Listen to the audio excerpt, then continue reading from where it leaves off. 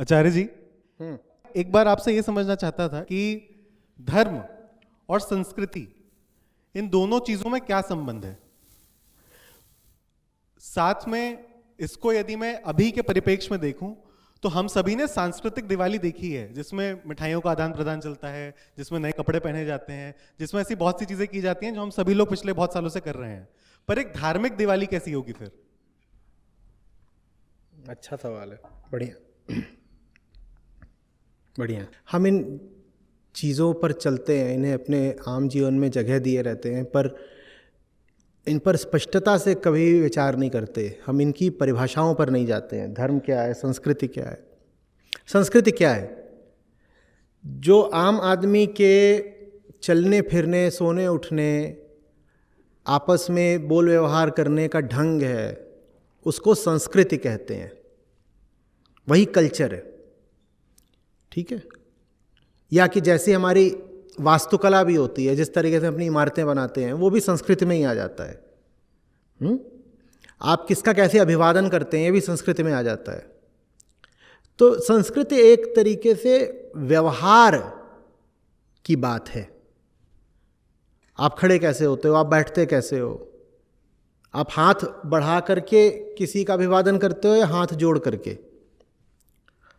आपके सामने यदि एक बुजुर्ग महिला आ जाती हैं तो आप उन्हें क्या कहकर संबोधित करते हो। ये सब बातें संस्कृति में आती हैं। आप कपड़े कैसे पहनते हो,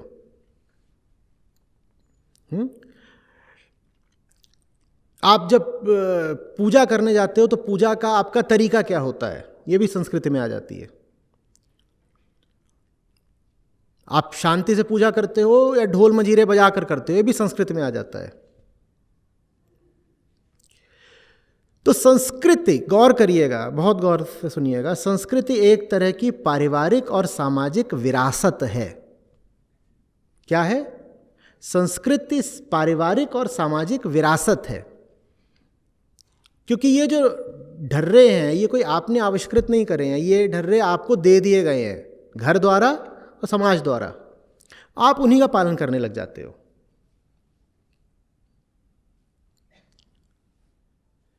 कायदे से कर्म का आधार बोध होना चाहिए ना। और हमने कहा संस्कृति व्यवहार की, माने कर्म की बात है। तो संस्कृति का आधार धर्म को होना चाहिए। ठीक वैसे जैसे हमारा कोई भी कर्म बोध से उत्पन्न होना चाहिए ना, उसी तरीके से कायदे से संस्कृति को धर्म से उत्पन्न होना चाहिए। संस्कृति के आधार में धर्म को होना चाहिए। धर्म को तय करना चाहिए कि आप कैसे चलो, कैसे उठो बैठो। और वो फिर कोई नियम नहीं हो सकता, वो प्रत्येक व्यक्ति को देखना पड़ेगा। उसमें से कुछ बातें साझी हो सकती हैं और कुछ बातें साझी नहीं भी होंगी। लेकिन बात व्यवहार की साझी हो चाहे ना हो, इतना निश्चित रूप से होना चाहिए कि व्यवहार के पीछे, कर्म के पीछे बोध होना चाहिए, यानी धर्म होना चाहिए।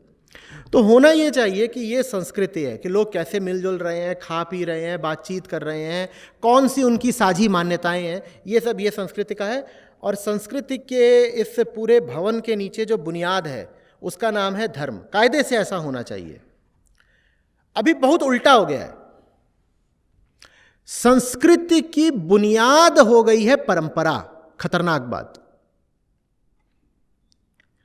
संस्कृति की बुनियाद हो गई है विरासत, जो हमने कहा ना अभी, एक पारिवारिक और सामाजिक विरासत। संस्कृति धर्म से नहीं उठ रही है, संस्कृति परंपरा से उठ रही है।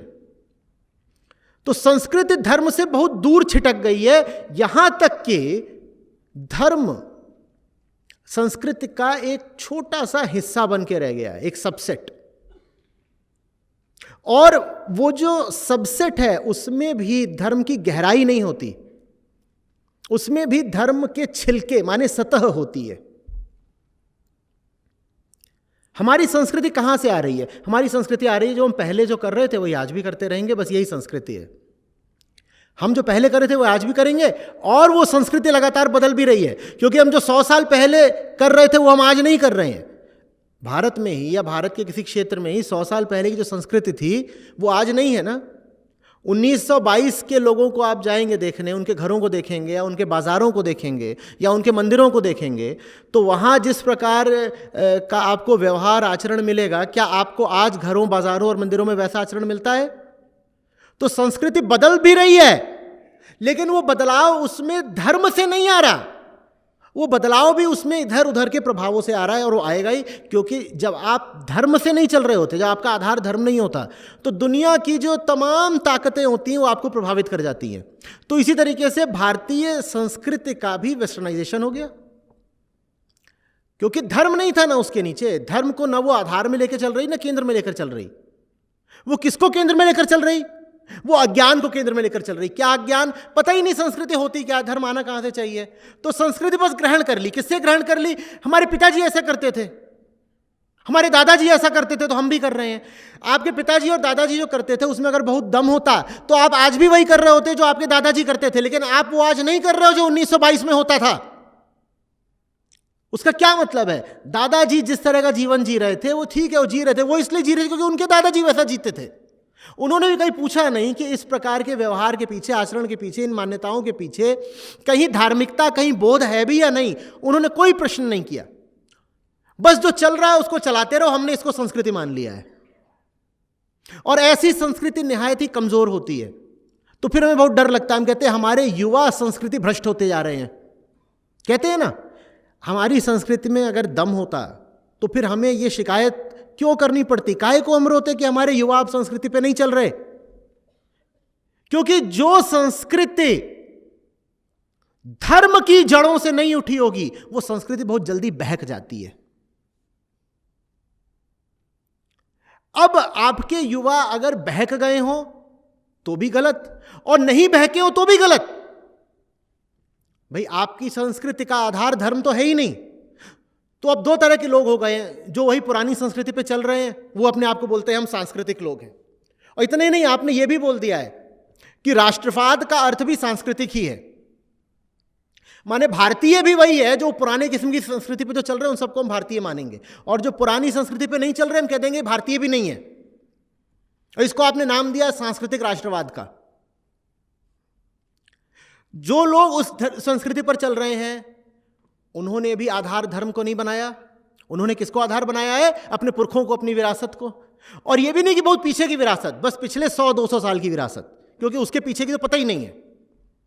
अपने दादाजी को देखा था, वो जैसे चलते थे वैसे ही हमको चलना है। उसके पीछे और क्या चलता था 500-1000 साल पहले, वो हमने कभी इतिहास पढ़ा ही नहीं, तो हम जानते भी नहीं है। जो उस संस्कृति पर चल रहा है वो भी धार्मिक नहीं है, और जिन युवाओं को आप कहते हैं कि बहक गए हैं वो भी धार्मिक नहीं, वो भी नहीं चल रहे हैं।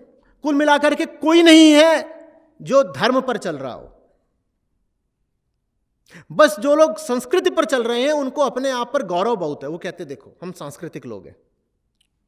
अरे संस्कृति में कौन सा महत्व होता है? बहुत। संस्कृति का उद्देश्य होता है धर्म को सामाजिक तल पर अभिव्यक्ति देना, धर्म जीने की, धर्म आचरण की चीज बन सके, इसलिए होती है संस्कृति। संस्कृति को धर्म का सेवक होना चाहिए, लेकिन हमने संस्कृति को बाप बना लिया है, और बाप जो कुछ करते थे उसी को संस्कृति बना लिया है।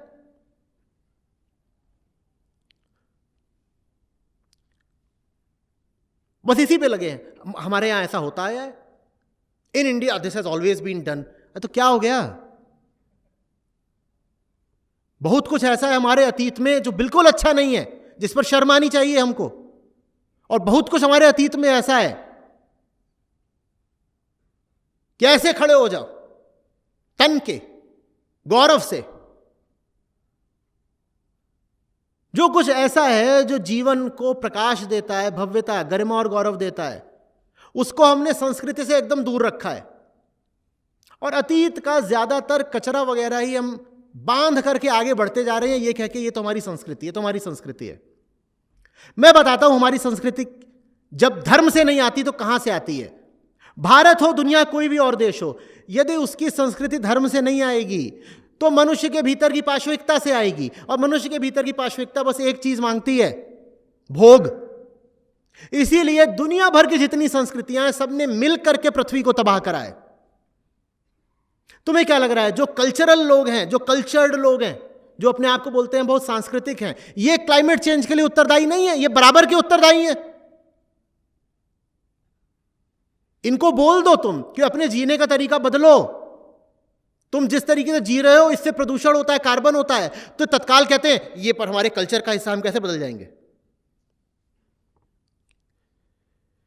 संस्कृति, आपको फिर कहूंगा, पूजनीय सिर्फ तब होती है जब उसके आधार में धर्म होता है। पर धर्म हमको पता नहीं, जब मैं धर्म कह रहा हूं तो उससे आशय मेरा अध्यात्म है। धर्म से मेरा आशय रीति रिवाज, परंपरा, पाखंड नहीं होता कभी भी। पर धर्म का हमें कुछ पता नहीं। आपके सामने एक धार्मिक आदमी भी आ जाए तो आप उसको जज करने लग जाते हो इस बात से कि ये हमारे कल्चर को फॉलो कर रहा है कि नहीं कर रहा है। आपको बड़ी समस्या हो जाएगी। और आध्यात्मिक आदमी कभी भी आपकी संस्कृति पे थोड़े ही चलेगा, उसके पास चलने के लिए सत्य है, उसे संस्कृति का क्या करना है। संस्कृति तो एक प्रकार का ज्ञान होती है, इसको आप बोलते हो ना किसी को संस्कारित कर रहे हैं, वास्तव में आप उसको एक प्रकार का ज्ञान दे रहे होते हो ताकि वो ठीक हो जाए। वो एक तरह की कंडीशनिंग होती है, एक तरह की दवाई होती है, इलाज होती है। आदमी जानवर पैदा होता है ना, तो उसको फिर संस्कारित करना पड़ता है, माने उसे शिक्षित करना पड़ता है, माने उसे ज्ञान देना पड़ता है ताकि वो जानवर से इंसान बन सके।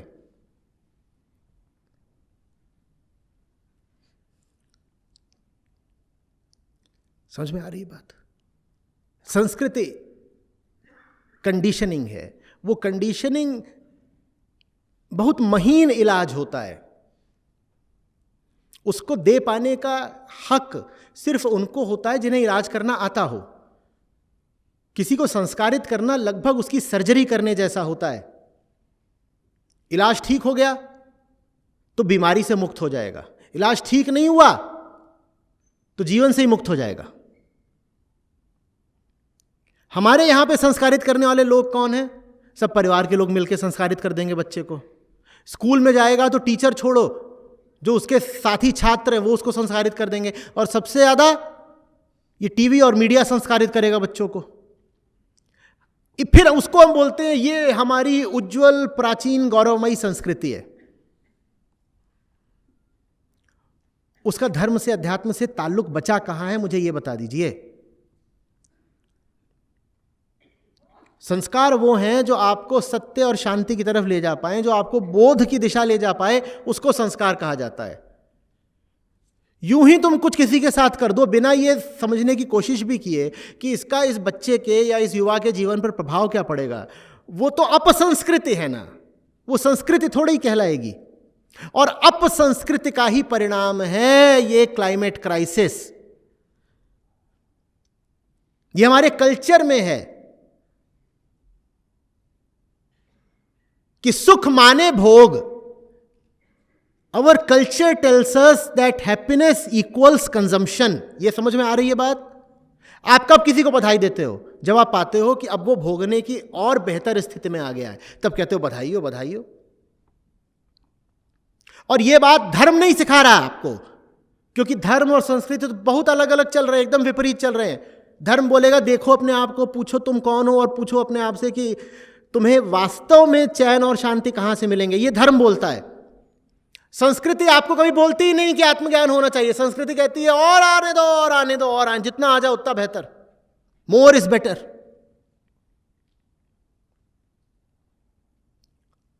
दुनिया भर की सारी संस्कृतियां ऐसी ही हैं। मैं पूछ रहा हूं क्या आवश्यक है कि भारत की संस्कृति भी ऐसी ही हो? भारत अगर वास्तव में वही है जहां से उपनिषद फूटे थे, तो क्या भारत की संस्कृति भी बोधमर्मी नहीं होनी चाहिए, विशिष्ट नहीं होनी चाहिए? या हम भी ऐसे उलझुल संस्कृति पर चलते रहेंगे जैसे पूरी दुनिया चलती है, और फिर भी दावा करते रहेंगे हमारी संस्कृति अलग है? हमारी संस्कृति अलग क्यों है? बताओ बताओ। क्योंकि हमारे यहां महिलाएं पर्दा करती हैं। यह विशिष्टता होती है संस्कृति की। आपकी संस्कृति को यह चीज विशिष्ट बना देगी कि आप अपनी महिलाओं से पर्दा कराते हो, या संस्कृति को विशिष्ट यह बात बनाती है कि हमारे यहां छोटा बच्चा भी पूछता है नचिकेता कौन था? बताओ मुझे। पर आपके घर का छोटा बच्चा अगर पूछ दे नचिकेता कौन है तो होश उड़ जाएंगे, सांप सूख जाएगा। कैसी बातें कर रहा है? पहले तो घर में से आधे लोगों को नचिकेता का उच्चारण करना ही नहीं आएगा, नचिचेता के का। My Hindi is a little weak. और जो बहुत प्रयास करके नचिकेता का उच्चारण कर भी ले, वो फिर गूगल की ओर भागेंगे, कहेंगे था कौन ससुरा। और जहां उनको पता चला कि यमराज के सामने बैठा था, तुरंत बेहोश हो जाएंगे, कहेंगे ये क्या हो गया। पर संस्कृत सिर्फ तब है जब आपका 10-12 साल का नुन्नू पूछना शुरू कर दे नचिकेता कौन था। और पापा ये क्या पढ़ते रहते हो दिन भर, उपनिषद कहां है घर में, तुमने 100 किताबें जमा कर रखी हैं, मेरे को महाभारत नहीं दिखाई दे रही कहीं इसमें।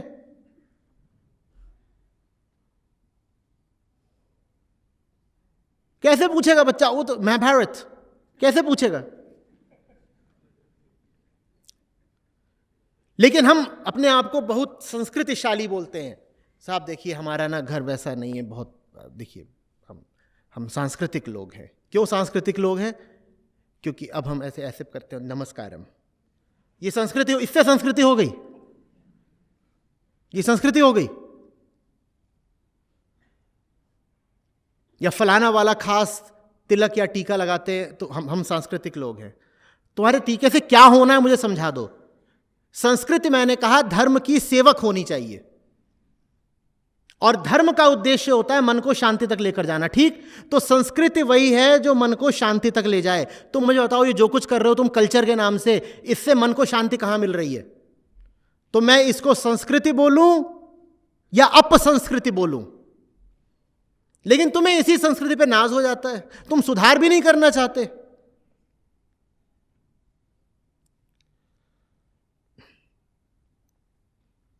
छोटे बच्चे को जन्माष्टमी पर तुमने कुछ कपड़े पहना दिए हैं, कृष्ण जैसे कर दिया, और उसको मुरली दे दी, हाथ में मोरपंख लगा दिया, और तुम बोलते हो देखो इंडियन कल्चर सो ग्लोरियस। कृष्णत्व से भी कुछ परिचय कराओगे उस बच्चे का, या बस मुरली लगा दोगे और मोरपंख लगा दोगे, और ये पता भी नहीं करोगे कि वो मोरपंख बाजार में पहुंचा कैसे था? जानते हो, आपको जो मोरपंख मिले रहते हैं उसमें नीचे से देखना, आपको वहां पे एक साफ काट का निशान दिखाई देगा। मोरपंख में आपको, अगर मोरपंख सीधे सीधे मोर के शरीर से निकाला जाए तो वो जो उसका तना होता है वो टेपर करेगा ना, अंत में वो टेपर नहीं होता, वो काटा जाता है। बताओ काटा क्यों जाता है? बताओ क्यों काटा जाता है? क्योंकि उसके सिरे पर खून लगा होता है, वो आपको दिखे ना इसलिए। खून क्यों लगा होता है? क्योंकि वो मोरपंख मोर के शरीर से प्राकृतिक रूप से नहीं झड़ा होता है, उसे मोर की खाल से खींच के निकाला गया होता है, उसमें खून लगा होता है, तो काटा जाता है। फिर आपको दिया, कान्हा बन गया बच्चा। यह संस्कृति है। और कृष्णत्व से मैं कह रहा हूं उसका कोई पाप परिचय नहीं करा रहे, क्योंकि मां बाप को दूर दूर तक गीता से कोई लेना देना नहीं है। मां बाप ने खुद कभी न गीता को सम्मान दिया, न गीता को पढ़ा, न गीता को कभी जीवन में उतारा। बस संस्कृति चाहिए, संस्कृति चाहिए। और क्रोध मुझे इस बात पे कि तुम ये अपसंस्कृति करके गौरव का भी अनुभव कर ले जाते हो। इतना ही नहीं, जो इस संस्कृति पे नहीं चल रहे तुम उनको नीचा समझते हो, उन पे लानतें भेजते हो। तुम कहते हो ये देखो हमने अपने बच्चे को कान्हा बनाया, लेकिन वो पड़ोस का घर है ना, उनके बच्चे बहुत वेस्टर्नाइज्ड है, वो बेकार लोग हैं, गंदे लोग हैं, छी थू।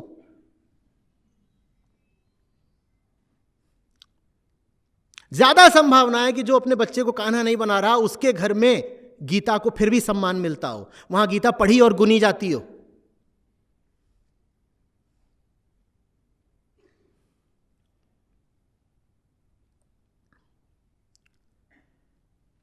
कंजम्पशन तो कंजम्पशन है। जब तुम कल्चरल कंजम्पशन शुरू कर दो तो बात और भयानक हो जाती है। Consumption in the name of culture. बिटिया का ब्याह है, कल्चरल बात है, हमने राजस्थान से डांसर्स बुलाए हैं, 6 डीजी सेट स्पेशल खड़े करे हैं।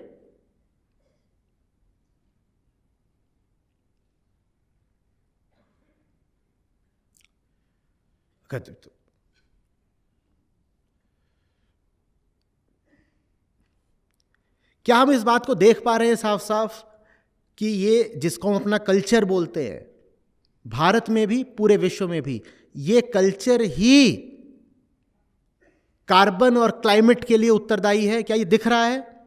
ये बात हमारे खोपड़े में ठूस के घुसेड़ दी गई है, कल्चरली घुसेड़ दी गई है। Be happy, that is the purpose of life. ये हमारा कल्चर है, सुखवादी। अध्यात्म सुखवादी नहीं होता, इसीलिए अध्यात्म को संस्कृति का आधार होना चाहिए। हमारी संस्कृति के पास आध्यात्मिक आधार नहीं है। कल्चर के जो भी एलिमेंट्स हैं, लोगों से पूछना, जो भी कोई कल्चर हो, कल्चर के ये सब एलिमेंट्स होते हैं। भाषा एक एलिमेंट होता है, शिल्प एक एलिमेंट होता है, ये सब संस्कृति के तत्व माने जाते हैं। किसी भी घर में चले जाओ, वो लोग संस्कृति पर चल रहे हों, पूछना इसके तत्वों का अध्यात्म से क्या रिश्ता है, ये बताओ, वो नहीं बता पाएंगे। उदाहरण के लिए आपके कल्चर की बात है, आप दिवाली पे कुर्ता पहनोगे। अब ये बात मान्यवर के लिए बहुत अच्छी है, वो तो यही दिखाएगा कि धर्म का संबंध कुर्ते से। मेरे को बताओ, कुर्ता कैसे, दिवाली का कुर्ते से कैसे संबंध बैठ गया? बोलो, दिवाली का कुर्ते से कैसे संबंध बैठ गया? और इसी तरह से विवाह को भी आप एक सांस्कृतिक उपलक्ष्य ही लेते हो। विवाह पर तो जो आप पहनते हो वो तो सीधे सीधे मुगलई है, पर आप कहते हो मेरा कल्चर है। बोलो कैसे? कुछ नहीं पता, लेकिन ठसक पूरी है कि हम तो देखिए संस्कृतिवादी लोग हैं। आपकी संस्कृति में क्या कुछ भी ऐसा है जो ऋषियों से आ रहा हो? आपकी संस्कृति में ज्यादातर वो है जो अब्राहमिक स्रोतों से आ रहा है। और ये कहने से मेरा आशा बिल्कुल ये नहीं है कि अब्राहमिक स्रोतों से मुझे नफरत है, लेकिन मैं आपको बताना चाहता हूं कि जिसको आप अपनी भारतीय संस्कृति बोल रहे हो ना, वो प्रच्छन्न रूप से, छद्म रूप से, कॉवर्ट, छुपे हुए रूप से अब्राहमिक संस्कृति ही है। अब वैसे तो ज्यादातर लोगों को बड़ी समस्या रहती है कि छी छी छी, हिंदुओं का कल्चर बेहतर है, मुसलमानों ईसाइयों का कल्चर बेहतर नहीं है, घूम रहे हैं सब बातें लेकर के। लेकिन ज्ञान के अभाव में आपको ये पता भी नहीं है कि आप जिसको अपना कल्चर बोलते हो वो ज्यादातर वहीं से आ रहा है, और जो आपकी अपनी चीज है सनातन, विशुद्ध सनातन, उससे आपका दूर दूर तक कोई सरोकार नहीं बचा है। ये जो पूरा पर्दा और ये सारा जो कार्यक्रम है, उदाहरण के लिए, ये विक्टोरियन मोरालिटी है, ये अंग्रेजों ने आपको दी है, पर आप कहते हो हमारी संस्कृति है। ये आपकी संस्कृति है ही नहीं। भारत में महिलाओं को ढकने की कोई बात हो ही नहीं सकती कभी। ये आपको अंग्रेजों ने सिखाया है, और अंग्रेजों से पहले आपको मुगलों ने सिखाया है, पर आज आप बोलते हो तो मेरी संस्कृति है। ठीक वैसे ही जैसे आज आप पुलाव और कुर्ते पजामे को अपनी बात बोलते हो। आपको नहीं पता ना कि पुलाव और पजामा कहां से आ रहा है, लेकिन आप आज वो अपने त्योहार पर भी बनाओगे। पजामा भारतीय कहां से हो गया? मैं भी खूब पहनता हूं, पर मैं उनसे पूछ रहा हूं जो बार बार बोलते हैं कि नहीं हम तो इंडियन कल्चर। पुलाव भारतीय कहां से हो गया?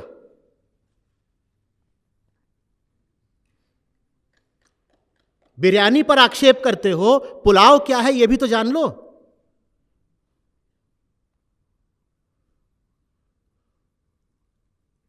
लेकिन चाहे पजामा हो चाहे पुलाव हो, मूल बात यह भी नहीं है कि भारतीय है कि मुगलई है कि विक्टोरियन है। मूल बात यह है कि भाई मज्जा आना चाहिए। फिर मज्जा कहीं से भी आ रहा हो, क्या फर्क पड़ता है?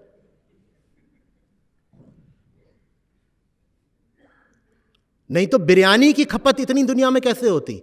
जोमेटो ने पता लगाया कि होम डिलीवरी सबसे ज्यादा ऑर्डर क्या आते हैं। पिछले 10 साल में भारत में बहुत जबरदस्त रूप से कट्टरता बढ़ी है, और उतनी जोर से बिरयानी बढ़ी है। यह कैसे हो गया चमत्कार? यह कैसे हो गया? दूसरे पंथ वाले बहुत बुरे लोग हैं, गंदे लोग हैं, छी छी छी, लेकिन बिरयानी की खपत बढ़ती जा रही, और किसी भी चीज से ज्यादा जोमेटो बिरयानी की डिलीवरी करता है। यह कैसे हो गया? क्योंकि कल्चर में ना बात हिंदू की है ना मुसलमान की है, बात बस किसकी है? भोगो, मज्जे मारो, मज्जे। और मजे 2 तल पे मारने, एक इस तल पे एक इस तल पे। इस तल पे मजे मारने में एक चीज होती है प्राइड। तो प्राइड भी लेना है, प्राइड भी तो हम कंज्यूम करते हैं ना, तो प्राइड भी खूब रखना है, हमारा कल्चर, हमारी संस्कृति।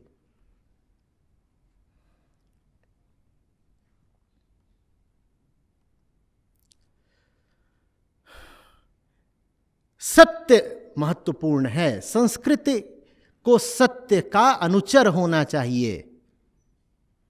संस्कृति पहले नहीं आती है, बार बार संस्कृति हमारे यहाँ तो ऐसे ही चलता है, पर ये तो इंडियन कल्चर है। संस्कृति बदलती रही है लगातार, और आज भी बदलनी चाहिए। सत्य सर्वोपरि है, ये अध्यात्म की सीख है। और ऐसा नहीं कि आप खुद भी संस्कृति को बचाने में बड़े उत्सुक हों, आप भी संस्कृति के बस उन पक्षों को रखना चाहते हैं जिसमें मज्जा मारने को मिलता है। संस्कृति के वो पक्ष जिसमें कम मज्जा मारने को मिलता है, आप धीरे से उन्हें साइड कर देते हो, हटाओ इसको।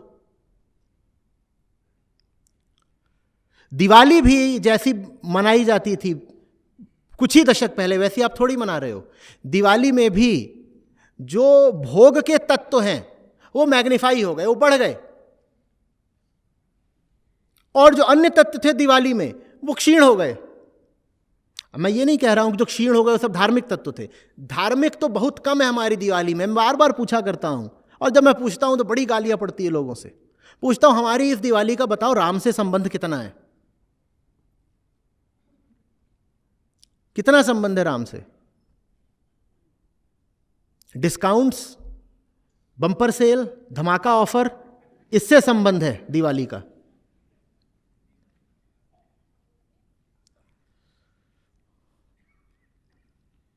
वर्मा जी का काजू और शर्मा जी की गुजिया मिलाकर के गुप्ता जी को दे दी, ये है दिवाली। इसमें श्री रामचंद्र कहां हैं? इसमें योग वाशिष्ठ कहां हैं?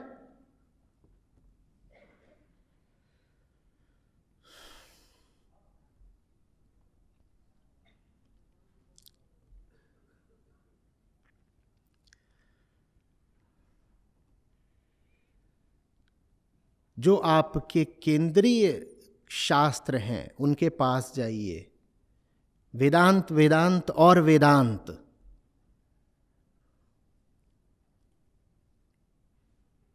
एक हारती हुई लड़ाई लड़ रहा हूं, पता नहीं कितनी दूर तक जाएगी, कितनों का साथ मिलेगा। मैं गीता की बात करता हूं और अब ये बहुत ज्यादा होने लग गया। मैं लिखता हूं गीता, उसके नीचे 5 लिख देते हैं गरुड़ पुराण। 5 कम बोल रहा हूं, 50।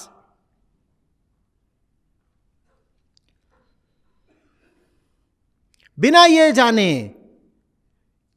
कि वेद क्या है, वेदांत क्या है, गीता क्या है, और गरुड़ पुराण कितने हजार साल बाद की बात है और क्यों रचा गया था, कुछ नहीं पता। बस ऐसे हमारे दादाजी को बहुत पसंद था। क्यों? क्योंकि उसमें लिखा हुआ था कि जीवात्मा क्या क्या करती है। अच्छा, तो उससे क्या? बोले नहीं, वो दादाजी के छोटे भाई की अकाल मृत्यु हो गई थी, तो गरुड़ पुराण पढ़ के पता लगाते थे कि उनकी जीवात्मा अभी कहां है। तो उन्हें बड़ा अच्छा लगता था, उन्हें बड़ा अच्छा लगता था। तो दादाजी ऑब्सेस्ड थे, यही सब जीवात्मा और ये चक्कर, फलानी नदी पार करना, फलाने पेड़ पर प्रेत चढ़ गया, इन चीजों से। वो गरुड़ पुराण गीता से बड़ा हो गया और ये लिखित में आता है कि अजी गीता वगैरह तो बाद की बात है, असली चीज तो गरुड़ पुराण है। गरुड़ पुराण, बाकी और न जाने कितने पुराण हैं। 10-15 साल पहले मैंने पढ़ के छोड़ दिए। मैंने कहा इसमें से थोड़ा बहुत ही है जो काम का है, बाकी सब त्याज्य है।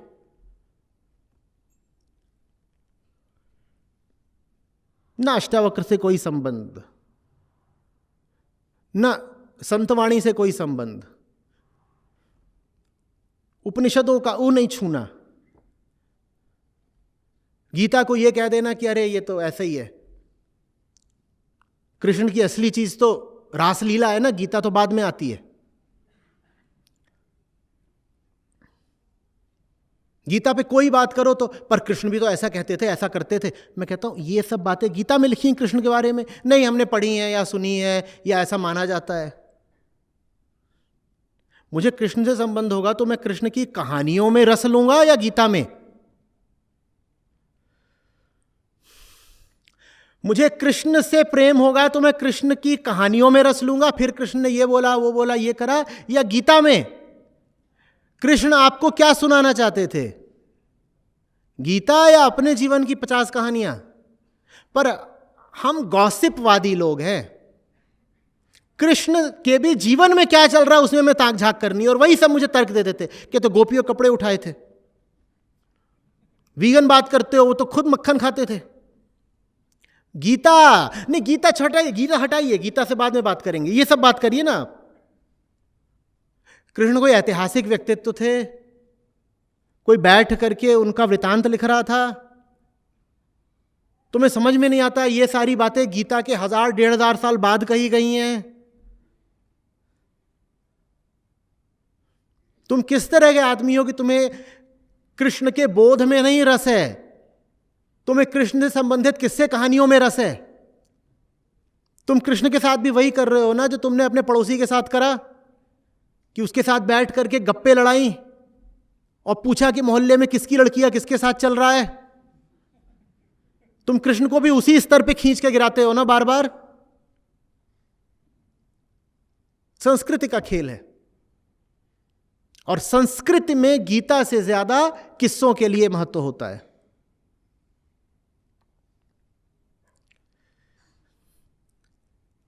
समझ में आ रही है बात? हमारी संस्कृति आज सुधार मांग रही है, हमारी संस्कृति गहराई मांग रही है और समुचित आधार मांग रही है।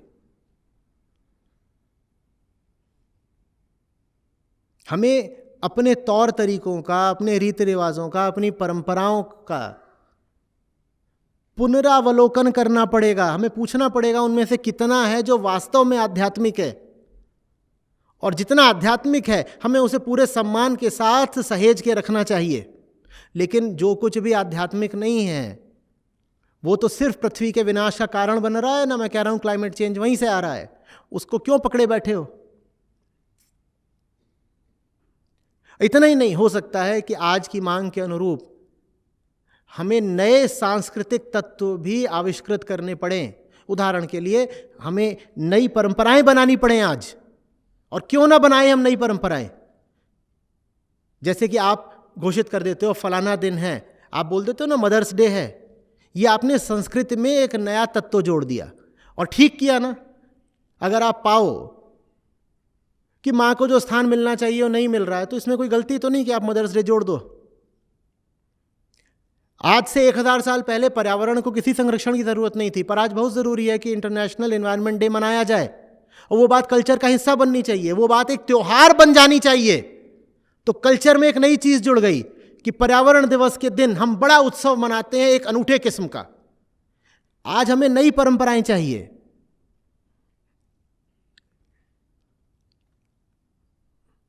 मुझे नहीं पता ये बात मेरी कितनी दूर तक और कितनी गहराई तक जा रही है, पर कहना जरूरी है तो कह रहा हूं।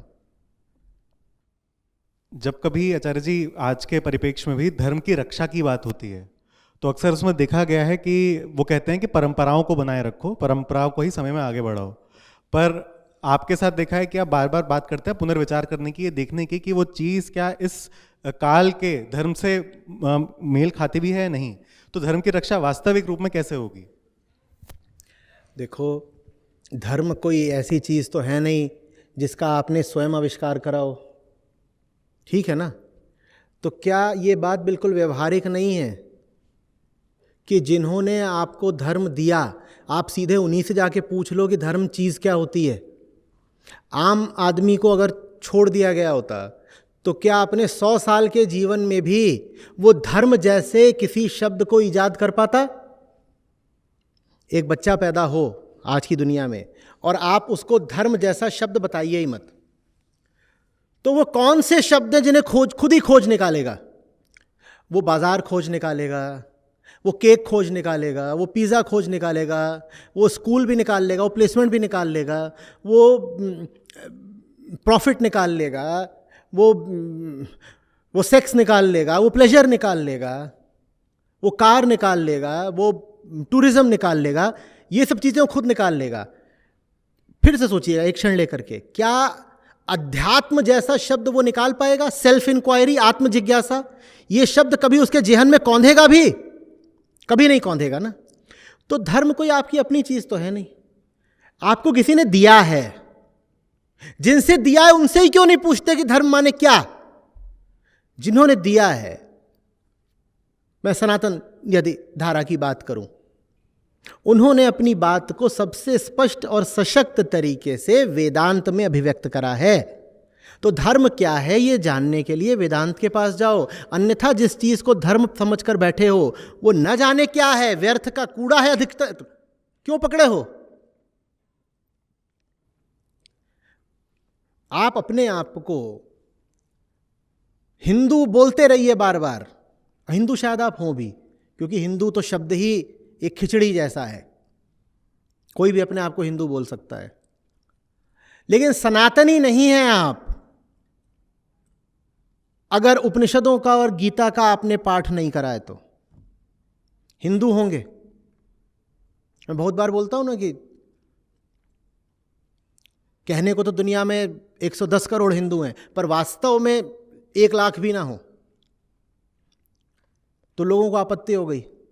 वो न्यायालय का फैसला लेकर आने लग गए। वो बोले देखिए न्यायालय भी यही कहता है कि ये तो एक जीने की पद्धति है हिंदू, और लोग बोलते हैं कि जितने भी इतिहासकार की सिंधु नदी के पूरब में जितने भी लोग रहते हैं सब हिंदू हैं। मैं कहा ले लो, होंगे हिंदू, तुम बने रहो हिंदू,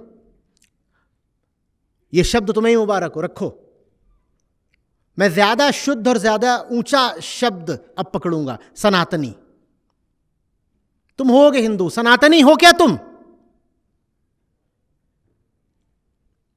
अब इसी त्योहार को मनाने के 2 तरीके हो सकते हैं। एक सांस्कृतिक तरीका, जिसको आप मोटे तौर पे हिंदू तरीका बोल सकते हैं, और एक आध्यात्मिक तरीका जो सनातनी तरीका है। आप जाएंगे यहां से वापस, मैं चाहता हूं आप ये लगातार अपने आप से पूछते रहें कि आप जो दिवाली मना रहे हो वो सांस्कृतिक है या आध्यात्मिक। अगर आपकी दिवाली मात्र सांस्कृतिक है तो उस दिवाली का कोई मूल्य नहीं। वो दिवाली बस एक विरासत की बात है कि ऐसे ही पहले मन रही थी, ऐसे ही हमने मना ली। मैंने क्या प्रश्न पूछा, ये प्रश्न आप तक पहुंच भी रहा है? आपको सांस्कृतिक दिवाली मनानी है या आध्यात्मिक? ये है मेरा प्रश्न। हाँ, पूछिएगा फिर कि आध्यात्मिक दिवाली का अर्थ क्या हुआ। आध्यात्मिक दिवाली का अर्थ शायद ये होगा, आप खुद खोज करें, पर कुछ इशारे दिए देता हूं।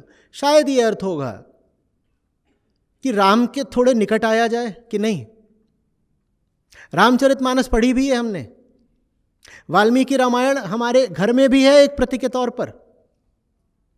योग वाशिष्ठ क्या, योग वाशिष्ठ सार भी हमने पढ़ा है।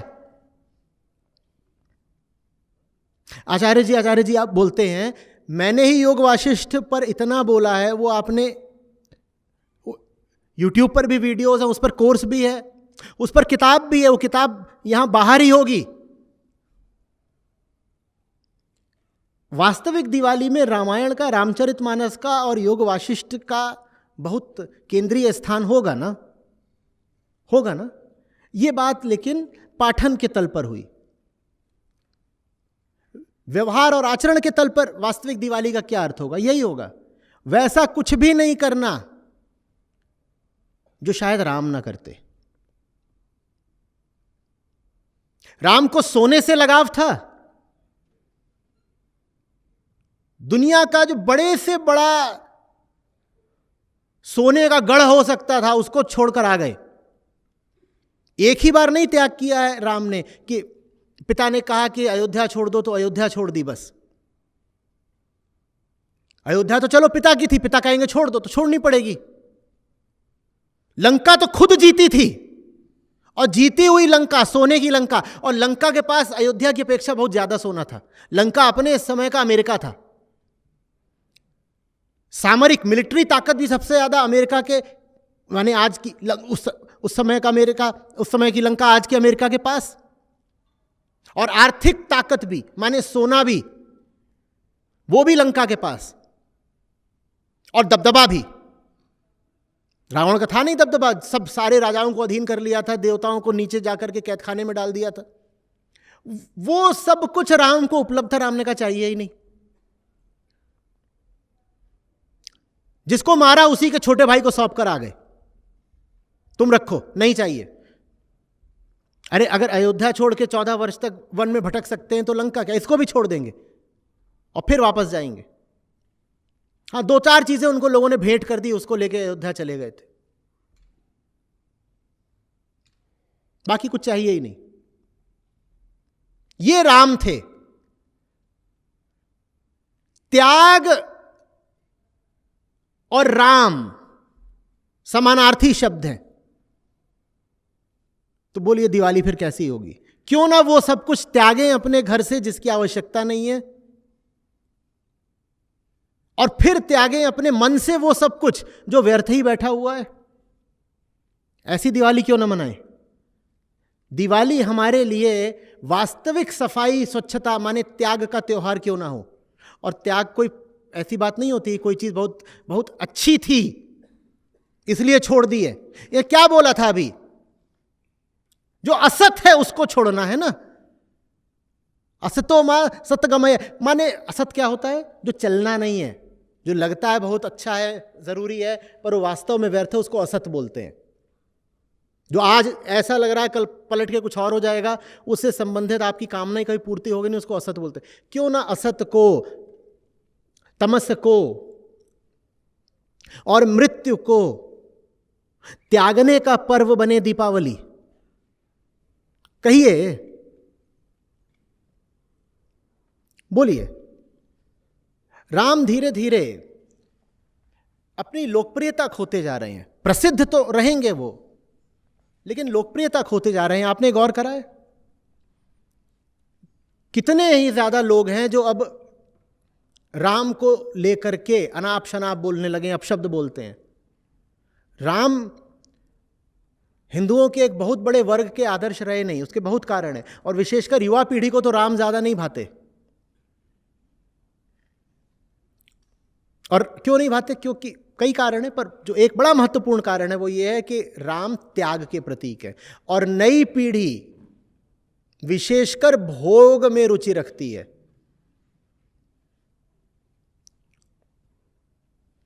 राम कह रहे हैं जिस पर तुम्हारा सामाजिक रूप से या कानूनन हक हो तुम उसको भी छोड़ दो यार, रखा क्या है। और नई पीढ़ी कह रही है जिस पे तुम्हारा हक नहीं उसको भी हथिया लो। तो राम कैसे पसंद आएंगे? इस पृथ्वी को लेकिन आज जरूरत किसकी है? जो नई संस्कृति चल रही है उसकी, या जो हमारे पुराने राम है उसकी? तो पृथ्वी को बचाने के लिए भी हमें असली वास्तविक पुराने राम चाहिए। क्यों ना इस दीपावली पर हम असली रामचंद्र को घर लेकर आएं। वो वास्तविक दिवाली होगी कि नहीं होगी? और उनको घर लाने का अर्थ होगा बहुत कुछ अपने घर से जो व्यर्थ है उसको निष्कासित करना। राम का निष्कासन तभी समाप्त होगा जब आपके जीवन से वो सब निष्कासित हो जो व्यर्थ है, तब राम की घर वापसी होती है। अन्यथा राम तो सत्य हैं। कबीर साहब बोलते हैं ना कि 4 राम है जगत में, जो चौथा है उसको बूझो तो जाने, 3 तो सभी पकड़ लेते हैं।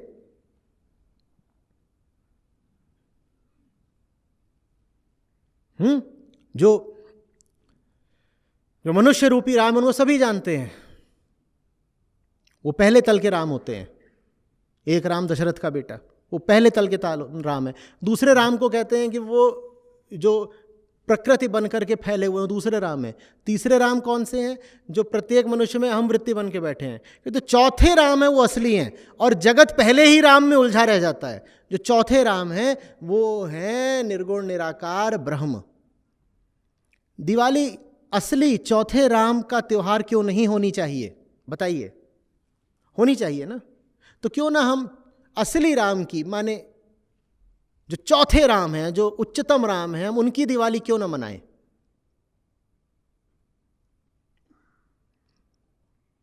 अगर आपको संतवाणी में रुचि हो तो राम पर इतने दोहे हैं, इतनी चौपाइयां हैं, उनको ही क्यों ना घर में सब लोग बैठ करके गाएं और रिकॉर्ड कर करके डालिए ना फेसबुक पर, अपने व्हाट्सएप ग्रुप्स पर। जिनको भागना भागें, जो राम के नाम से भागते हैं उनके साथ आप हो ही क्यों? वैसे भी मानस की इतनी सुंदर सुंदर चौपाइयां हैं, क्यों ना उनको गाया जाए दिवाली पर? क्यों ना हो ही यही कि दिवाली क्या होना है? दिवाली पूरे दिन सुबह से लेकर रात 10 बजे तक बस मानस की चौपाइयां गाएंगे। कबीर साहब ने राम पर इतना बोला, इतना बोला, क्यों ना उसको गाएं? ये ऐसे ही अभी कोई विचार करके नहीं आया था, बैठे बैठे एक बात आई तो कह दिया। बाकी आपको सोचना है कि व्यवहार के रूप में श्री रामचंद्र को अपने घर लेकर कैसे आना है। वो होगी वास्तविक दिवाली। ये बात बहुत कठिन लग रही है, बहुत महंगी लग रही है, खर्च हो जाएगा, या बस डर लग रहा है कि अड़ोस पड़ोस वाले क्या बोलेंगे? हाय राम, हाय राम, राम को याद कर लिया।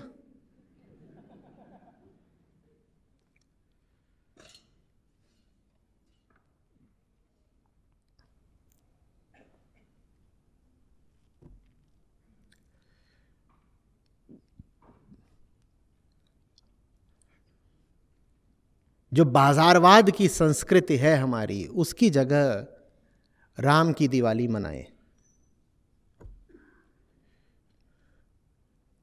अच्छा लगेगा, और अच्छा लगे तो बताइए सबको।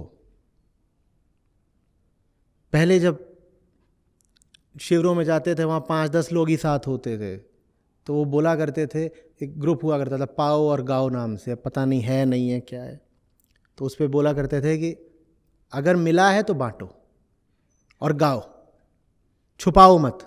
क्योंकि तब लोग और इतने कम होते थे कि बेचारे डरते थे कि घर में भी क्या बताएंगे।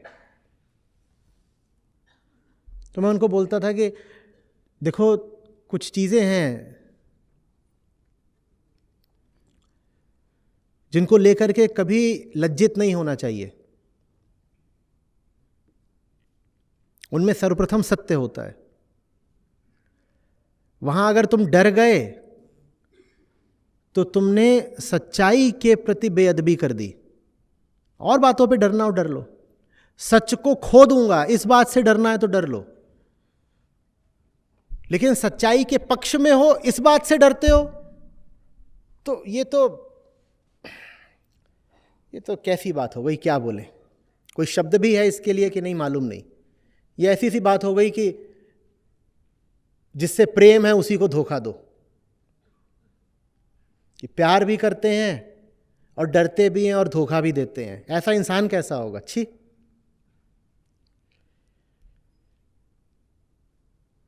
तो प्यार का तकाजा यही होता है, उसकी मांग यही होती है, प्यार का अधिकार होता है ये कि वो अभिव्यक्त हो।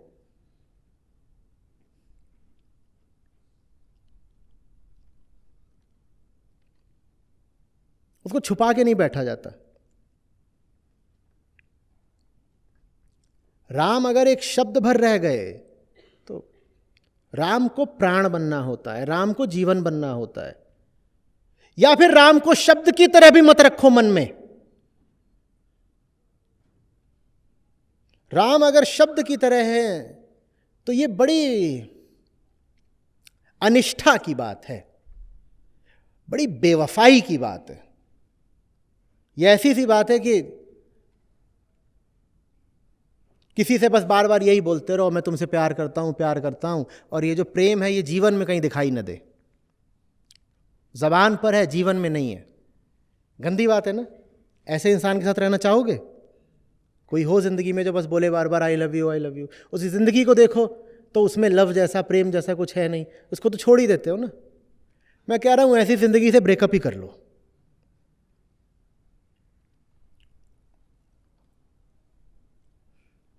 अगर कुछ सही है तो उसको जी करके दिखाओ। आप यहां बैठे हो, या तो अपने आप को साबित कर लो कि मैंने जो कुछ बोला वो बिल्कुल कचड़ा था, बेकार था। मुझे तर्क देने की जरूरत नहीं है, अपने आप को ही सिद्ध कर लो कि मैंने जितनी बातें बोली वो बिल्कुल बेकार हैं, मुझे कोई आपत्ति नहीं है। आप कर लीजिए अपने आप को सिद्ध। लेकिन अगर मेरी बातों में आपको सच दिखाई दे रहा है तो अब ये आपका कर्तव्य है कि उस सच को अपनी जिंदगी में जी के दिखाओ, या फिर बोलो मत कि सच है। या तो मेरी बात को झूठ साबित कर दो, और अगर ये मेरी बात झूठ नहीं है तो कैसे इंसान हो कि सच को जी नहीं सकते? कितनी कायरता है।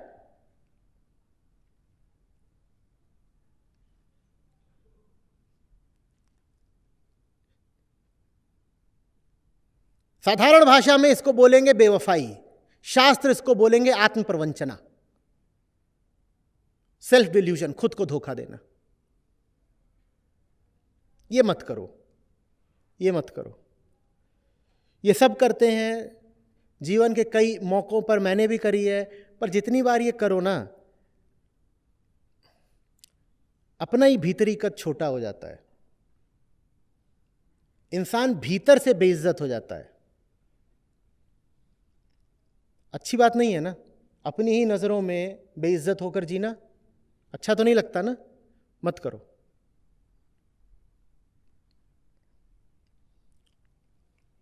दुनिया की नहीं बात कर रहा, दुनिया क्या कहेगी, कह रहा हूं सबसे ज्यादा भीतरी घाव लगता है जब खुद ही पता होता है कि जो सही था उसको सही जानते हुए भी करा नहीं, जिया नहीं, है ना।